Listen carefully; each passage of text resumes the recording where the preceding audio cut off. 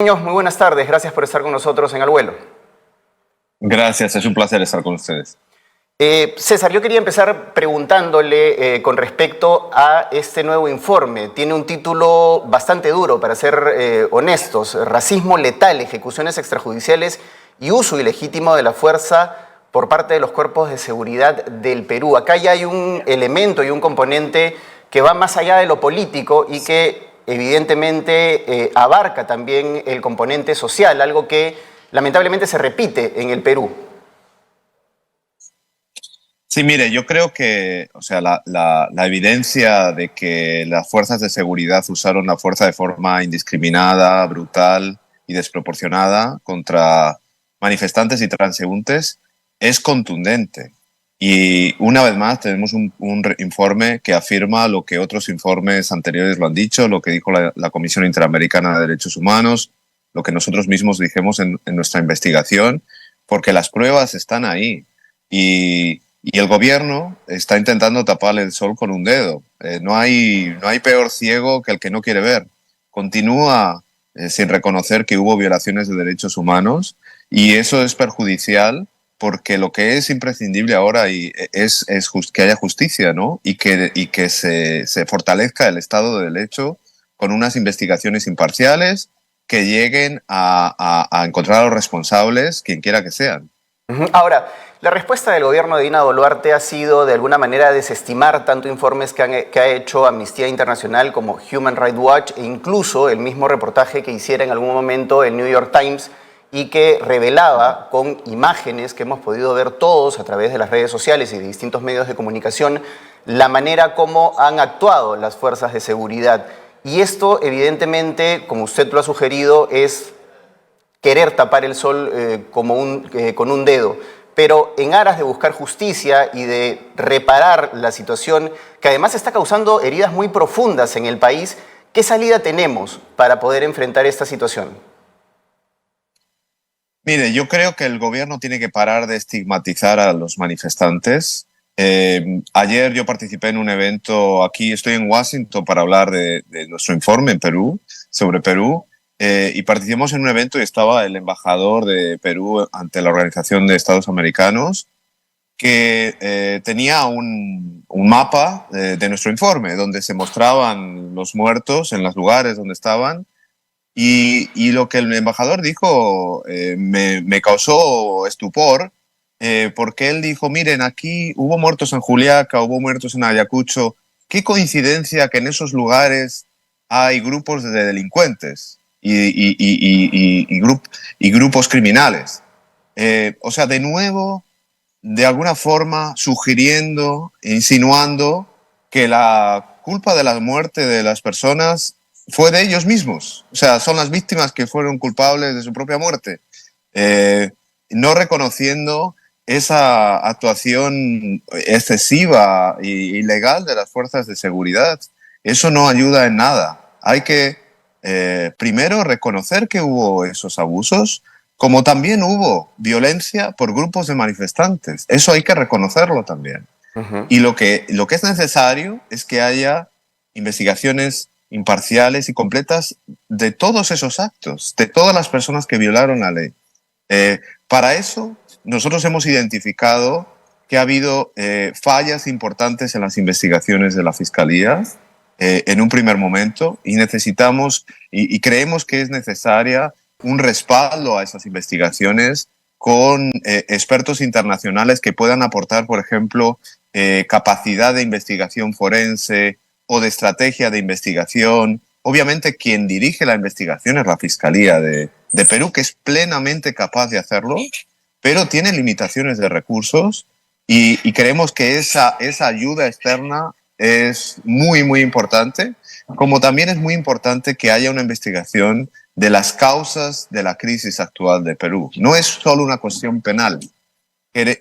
Para que no se repitan estos actos, tiene que haber una reforma de la policía, por ejemplo. Y eso va más allá de lo penal. Hay que ver las fallas que llevaron a estos problemas, ¿no? César, en este evento en Washington en el cual usted ha participado, también habrá escuchado al embajador Adrián Sen referirse a los términos de los informes que se han presentado precisamente en los últimos meses, ¿no? Él rechazó el término masacre, por ejemplo, y también el término ejecución extrajudicial. Pero vamos a poner un poco en contexto estos términos porque es importante que la opinión pública los entienda en el contexto del derecho internacional, ¿no? Porque hay una falsa idea de lo que significa, o mejor dicho, una idea, una suerte de prejuicio con respecto al término ejecución extrajudicial, ¿no? Que implica una captura, un sometimiento y un asesinato por parte de las fuerzas del orden. Pero esto no es necesariamente así. Expliquemos un poco el contexto de lo que significa los términos ejecuciones extrajudiciales y el término masacre en el contexto de estos informes. Sí, mire, el término ejecución extrajudicial o ejecución arbitraria se aplica a una muerte causada por un agente público, un agente del Estado, que usó la fuerza en un contexto fuera de un contexto judicial, es decir, sin un control judicial de ese uso. Nosotros lo que hemos visto en Perú es que de las 49 muertes de manifestantes y transeúntes que han sido registradas por la Defensoría del Pueblo, nosotros establecimos que al menos 39 fueron por el uso de la fuerza letal. Y estamos hablando de rifles de asalto y de pistolas contra manifestantes en los que no se ha incautado ningún arma de fuego. O sea, la policía peruana no ha incautado ningún arma en manos de manifestantes. Y no solo eso, no hay ni una imagen de un manifestante con un arma de fuego. Nosotros analizamos 37 horas de imágenes de las protestas.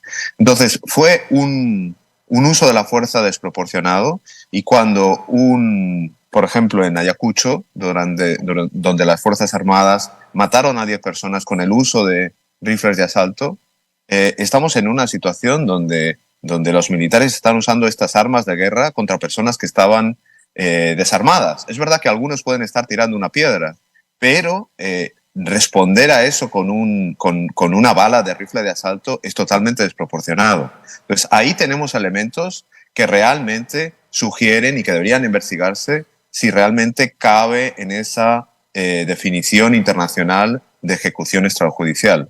El término de masacre, el embajador ayer rechazó el término masacre porque dijo que las masacres eran lo que ocurrió, lo que hacía Sendero Luminoso.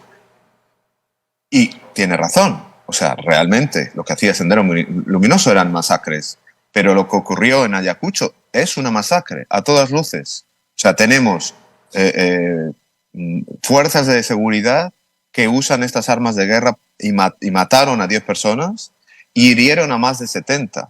En ese contexto, y fue una situación donde ocurrió durante horas. No fue un momento aislado en el que hubo esos disparos. Duró horas y los muertos están en varios lugares alrededor del aeropuerto, pero no en el mismo lugar. Entonces, las circunstancias muestran que hubo una intención de usar fuerza letal contra personas que no tenían armas. Ahora, esto me lleva a la siguiente pregunta y que tiene que ver con lo que la misma presidenta Dina Boluarte respondió ante una entrevista al diario El Comercio hace un par de semanas, en la que aseguraba que ella, a pesar de ser jefa suprema de las Fuerzas Armadas y la Policía Nacional, según la Constitución de nuestro país, ella no tiene responsabilidad porque no tiene comando sobre los grupos o, digamos, las fuerzas que finalmente actúan en el campo, cosa que rechaza el informe de Amnistía Internacional pidiendo que se investigue precisamente a los funcionarios de alto nivel que están involucrados en las órdenes que esto implica. Bueno, si ella no tiene comando sobre las Fuerzas Armadas, no sé quién lo tiene. Entonces, las Fuerzas Armadas son un ente independiente que hace lo que quiere en el Perú, ¿no? Según esa explicación. Mire, en diciembre del año pasado había pruebas de uso desproporcionado de la fuerza. Empezaron a morir personas, tuvimos las muertes en Ayacucho el 15 de diciembre y unos días después, alertando de los indicios contundentes de uso desproporcionado de la fuerza. Voces en Perú lo dijeron, en el extranjero. Y en ese momento, el gobierno podría haber tomado medidas. Podría haber dicho, hemos visto ese uso de la fuerza, en nuestro mensaje a las fuerzas de seguridad es que eso es inaceptable, hay que atenerse a la ley, cualquiera que use la fuerza contra los protocolos y la legislación interna de Perú va a ser procesado y va a tener que responder por eso, pero eso no es lo que oímos del gobierno. Lo que fue es una rueda de prensa, que las personas lo pueden ver de nuevo, donde se dijo que las Fuerzas Armadas habían actuado de forma estrictamente legal, que la causa de las muertes eran unos violentos que causaron las muertes, y si ese discurso siguió así, o sea, la presidenta también dijo que la mayoría de los muertos de Juliaca fueron muertos por armas hechizas. No hay ninguna evidencia de eso. De hecho, las balas que mataron a la gente son balas que es del calibre, del tipo que de las armas que llevaban las fuerzas de seguridad ese día. Entonces, hubo muchas alertas que las vimos todos los peruanos lo vieron, y los únicos que no vieron nada y no hicieron nada fueron los representantes del gobierno peruano. Entonces, decir ahora que no tenían comando, que no sabían de nada, yo creo que no se lo cree nadie, ¿no? Ahora, es cierto que también hay a nivel internacional, digamos, un afán del gobierno peruano de tratar de limpiar la imagen del país, sobre todo la imagen de la presidenta Boluarte en particular y del gobierno en general, tratando de llegar hacia distintos países, sobre todo México y Colombia, que tienen un discurso en contra de la presidenta Boluarte. Y pareciera que se estuvieran confundiendo las cosas, ¿no? Que trataran de meter absolutamente todo en el mismo saco, y evidentemente esto está mal. Esto es una deformación de la visión y de la crítica que se hace por parte de organismos de los derechos humanos hacia el gobierno para precisamente desarrollar políticas que impidan que esto se vuelva a producir en un futuro cercano o lejano. Sí, mire, lo que yo diría primero es que el papel de Colombia, de México, de Bolivia, de Honduras ha sido totalmente contraproducente. O sea, en Perú hubo un golpe de Estado fallido por parte de Pedro Castillo. Eso es innegable, nosotros lo afirmamos así. Pero una cosa es eso y otra cosa son los abusos por parte de las fuerzas de seguridad. Son dos temas diferentes.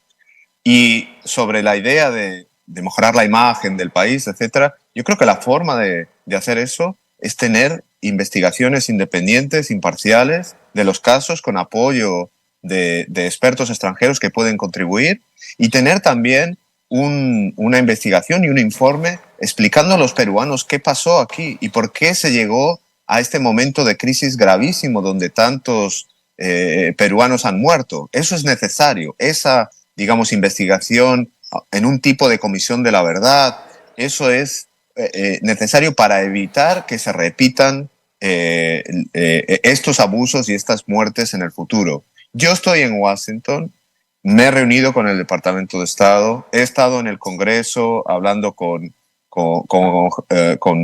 oficinas clave en el Congreso con este mensaje, presentando las conclusiones de nuestro informe y pidiendo que haya una presión externa sobre el gobierno de Perú. Muchas gracias, César, por haber estado con nosotros aquí en Al Vuelo. Ha sido César Muñoz, representante para América de Human Rights Watch, con quien hemos comentado precisamente este nuevo informe de Amnistía Internacional. Muchas gracias nuevamente por haber estado con nosotros.